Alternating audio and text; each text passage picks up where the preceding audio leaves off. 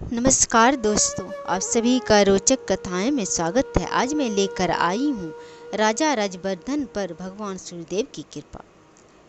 पूर्व काल में दम्भ नाम का एक राजा थे। उनके पुत्र का नाम राजवर्धन था। वे भली भांति पृथ्वी का पालन करते थे। उनके राज्य में धन जन प्रतिदिन बढ़ रहे थे। वे बड़ा ही धर्मात्मा राजा थे। उनसे अन्य राजा और संपूर्ण राष्ट्र अत्यंत प्रसन्न और संतुष्ट थे। उनका विवाह राजा विदुरथ की माननीय नाम की कन्या के साथ हुआ था। किसी समय माननीय राज सेवकों के समक्ष ही राजा के सिर पर तेल लगा रही थी। उसी समय उसकी आंखों से आंसू गिर पड़े। वे अश्रु कण जब राजा के शरीर पर गिरे तब राजा ने माननी की ओर देखा और पूछा, माननीय तुम क्यों रो रही हो?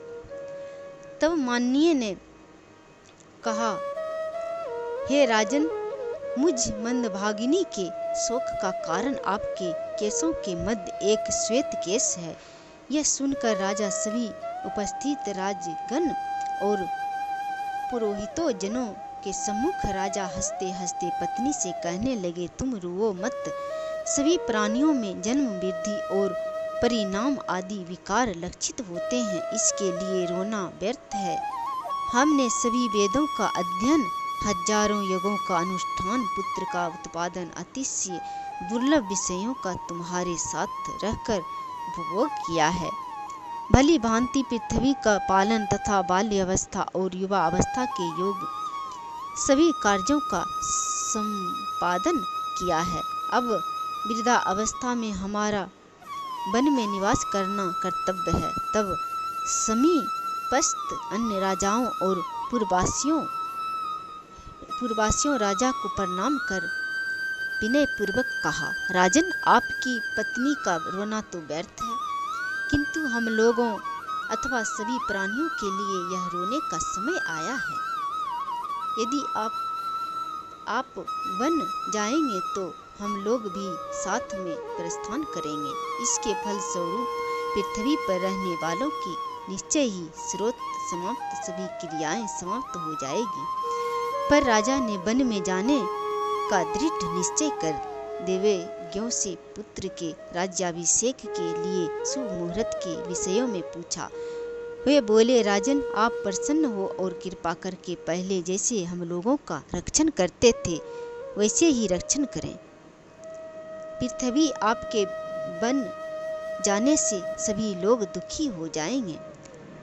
इसीलिए राजन, आप वैसा ही कार्य करें जिसे सभी प्राणी कष्ट का अनुभव न करें। हम लोगों आपसे सुन इस सिंहासन को नहीं देखना चाहते हैं। इस प्रकार लोगों तथा अन्य ब्राह्मणों, पूर्ववासियों, राजाओं, प्रजाओं, मंत्रियों, भृत्यों के द्वारा पुनः पुनः निवेदन करने पर भी राजा ने वनवास की इच्छा परित्याग न किया और सभी को उत्तर दिया कि हमें यमराज कभी क्षमा नहीं करेंगे।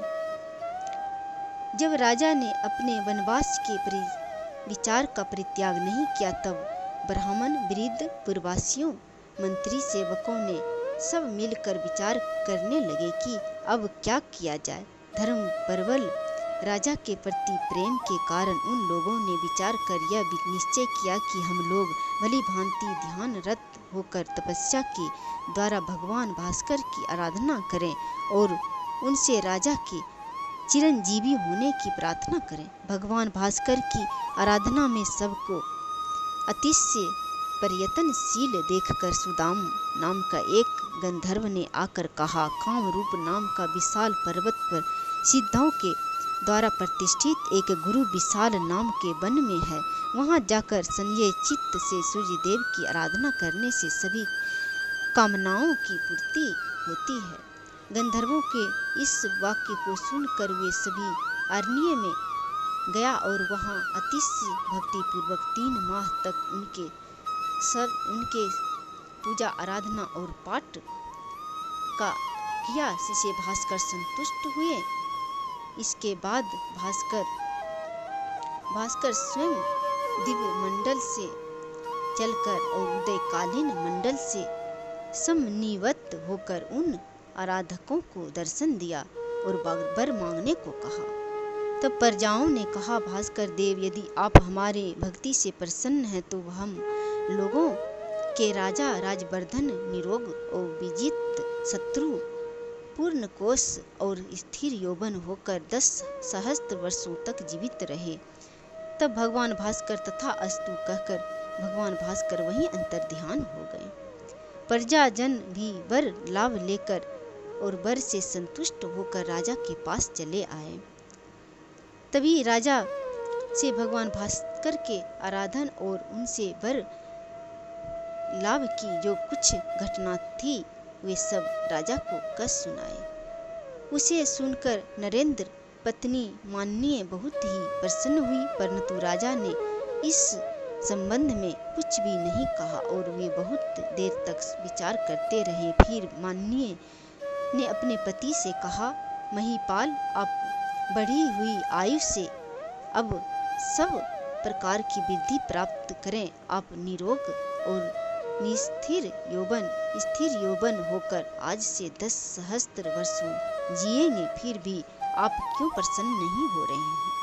यह सुनकर राजा ने कहा, मैं अकेला 10 सहस्त्र वर्षों तक जीवित रहकर क्या करूंगा? तब मैं जीऊंगा परंतु तुम नहीं रहोगी। तुम्हारे वियोग में क्या मुझे दुख नहीं होगा? पुत्र पौत्र परपौत्र आदि अन्य बंधु बांधवों और मंत्री प्रजा सभी मृत्यु को प्राप्त होंगे और उसे मृत्यु प्राप्त होते देखेंगे, क्या मुझे दुख नहीं होगा? जिन्होंने मेरे लिए अपनी शिराओं को जलाकर तपस्या की वे मर जाएंगे और मैं जीवित रहकर सुख भोग करूंगा। क्या यह मेरे लिए अधिकार की बात नहीं है, दुख की बात नहीं है? यह मेरे लिए आपत्तिजनक है। इसे कुछ भी अभी उदय नहीं हुआ है। मैं आज से उसी पर्वत पर जाकर संयत चित्त से निराहार रहकर भानुदेव को प्रसन्न करके तपस्या करूंगा और तपस्या करके प्रसन्न करूंगा। वरण्य ने जिस प्रकार मैं उनके प्रसाद से स्थिर यौवन और निरामय होकर 10 सहस्त्र वर्ष जीऊंगा, उसी प्रकार मेरी समस्त प्रजा भृत्य तुम कन्या पुत्र पौत्र परपौत्र आदि भी जीवित रहे। भगवान भास्कर जब तक ऐसा अनुग्रह न करेंगे और तब तक मेरे प्राण निकल नहीं जाएंगे, तब तक मैं उसी पर्वत पर निराहार रहकर तपस्या करूंगा। इसके बाद पत्नी के साथ पूर्वोक्त पर्वत स्थित मंदिर में जाकर भास्कर देव की आराधना करना आरंभ किया। नरपति ने पूर्वोक्त पर्वत स्थित मंदिर में जाकर भास्कर देव की आराधना करना आरंभ कर दिया। निराहार रहने से दिन दिन उनके शरीर छिन्न होने लगे।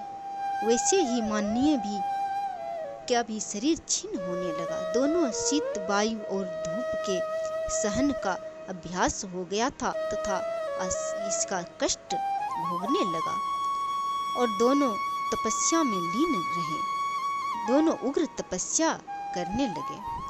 इस प्रकार सूर्य देव की आराधना और तपस्या करते हुए 1 वर्ष से भी अधिक काल व्यतीत हो गया। अंत में सूर्य देव प्रसन्न हुए और दोनों की अभिलाषा के अनुसार समस्त वृत्ति पुत्र पौत्र आदि के लिए 10 सहस्त्र वर्षों की आयु का वर प्रदान किया।